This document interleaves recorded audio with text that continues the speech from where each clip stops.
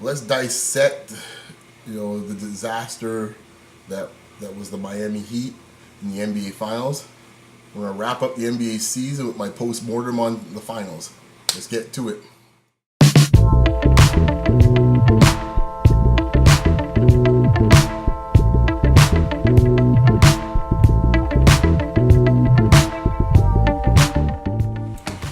The NBA Finals, thank goodness, are over. It was really disappointing. Everyone's waiting for a really great series. I'll be up front. Congratulations to Spurs. I had the Heat in 6. Who knew in this case that LeBron would play 1 against 5 throughout the whole series? But that's the way it goes sometimes. The Spurs, full merit for it. Their team, their bench, their coaching, everything went really smoothly. They did what they had to do. They had a great game plan. I'll get into that a little bit right now. But to be quite honest with you, as I said, everything is great with the Spurs. This podcast about the Heat.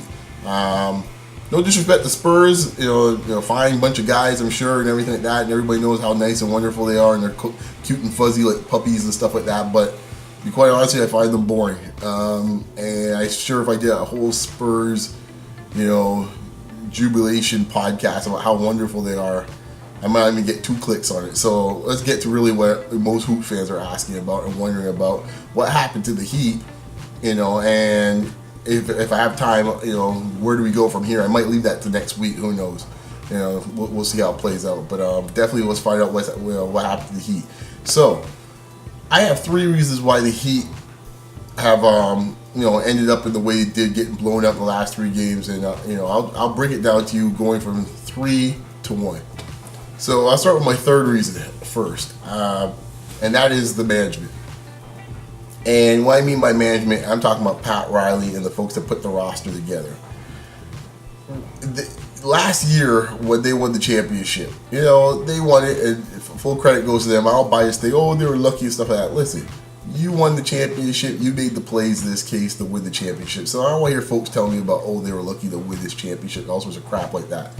Because as a Pistons fan, I can say, the Celtics were lucky to beat the Pistons in '87 when Bird stole the ball. That arguably might be the best Detroit team ever, But, I can't say that Boston was lucky for that. They made the plays, and you can go on and on throughout NBA history. So let's get that out of the way. But anyways, back to what we're going to discuss. Management. When they had a chance last year after they won in a very close series, management decided that they were not looking to upgrade this team from a youth and athleticism standpoint, at least not to the degree that we thought.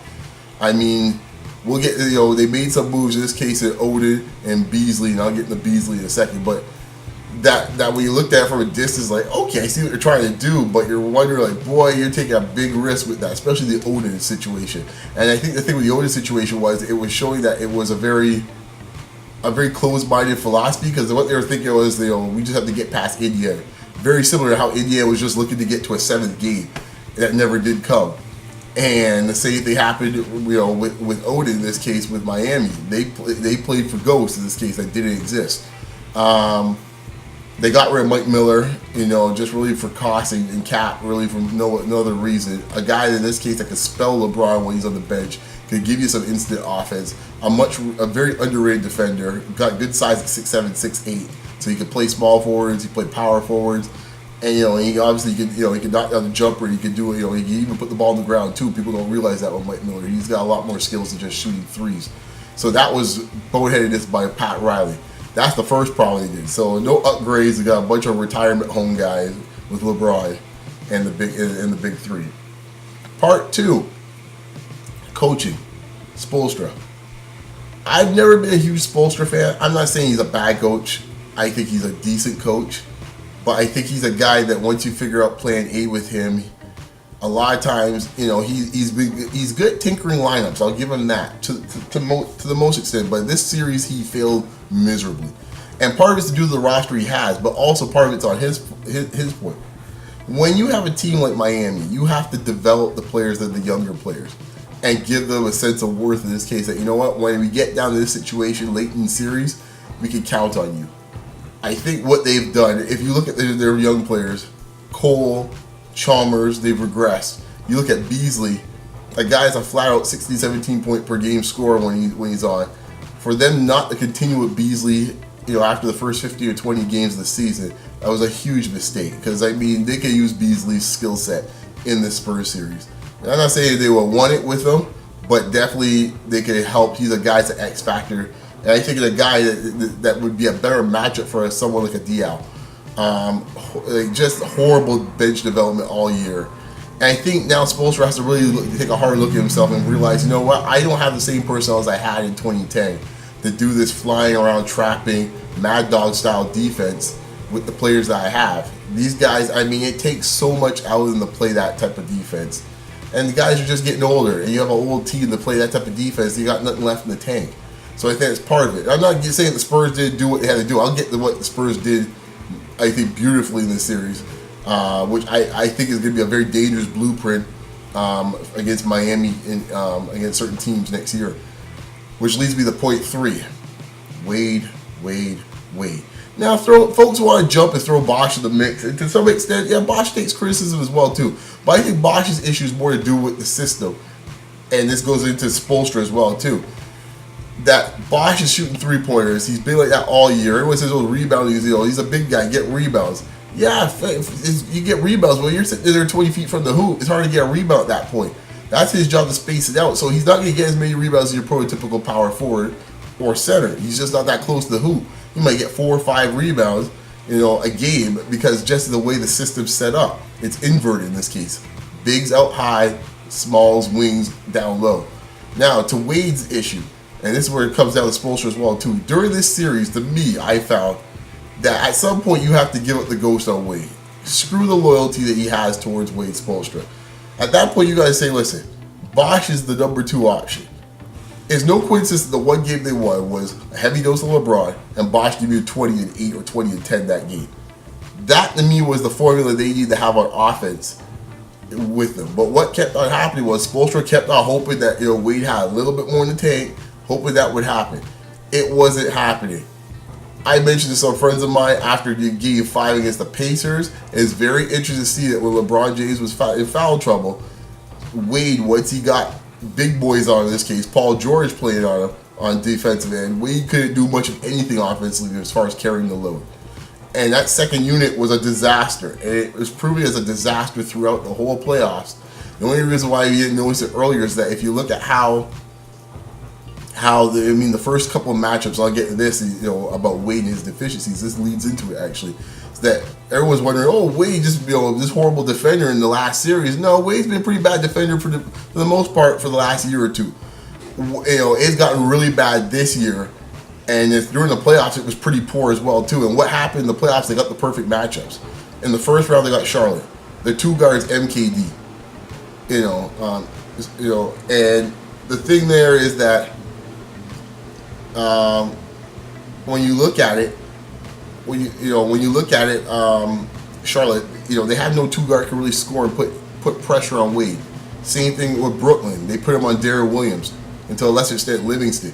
Those are not guys, especially Williams, with his own psychological issues when it comes to scoring and being aggressive. You could get away with putting Wade on a guy like that for the most part. When they got to Indiana, George Hill is who most of the times Wade was going at. Once again, you're just getting high in Wade's, just sitting there in the corner with George Hill, not doing much of anything. Once in a while, you'll see him cheat off of George Hill and steal the ball off of Hibbert or West in the post. That was what he's getting away with. Everyone say, oh, he's being, he's like old Wade, this and that. Now we get to San Antonio, where San Antonio has 5 dudes on the court all times are a threat to score. There's no place for Wade to hide with a team like that.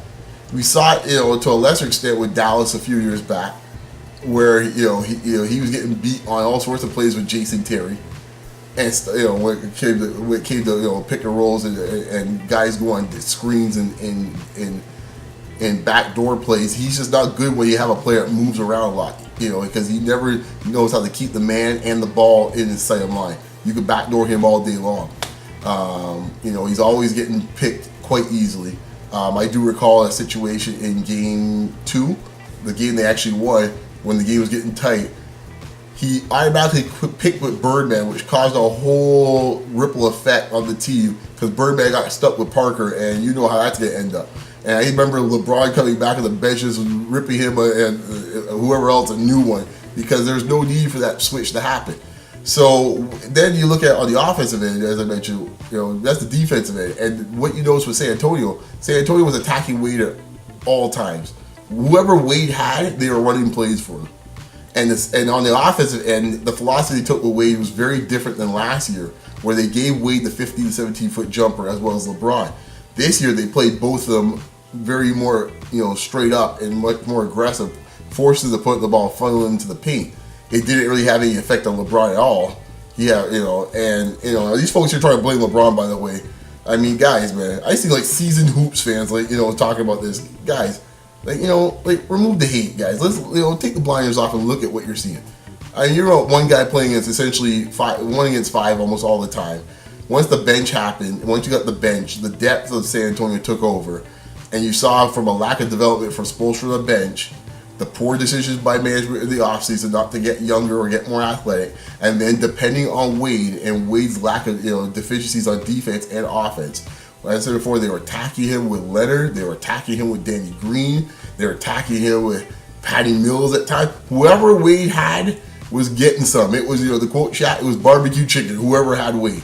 So it was fantastic gameplay by the Spurs. Kudos to the Spurs. We'll see what happens to the Heat in the offseason. I might get into that next week because I think LeBron's got a really big set of decisions because Wade's turning into Methuselah by the second. And we'll see how it all plays out. So once again, it was a fun NBA season. We'll see what happens in the draft. I'll probably get to that next week as the draft is upon us next Thursday. It's going to be one of the big ones and one of the fun ones I think we're going to have in a long time. So we'll see how it plays out. Anyways, talk to you guys later. Peace.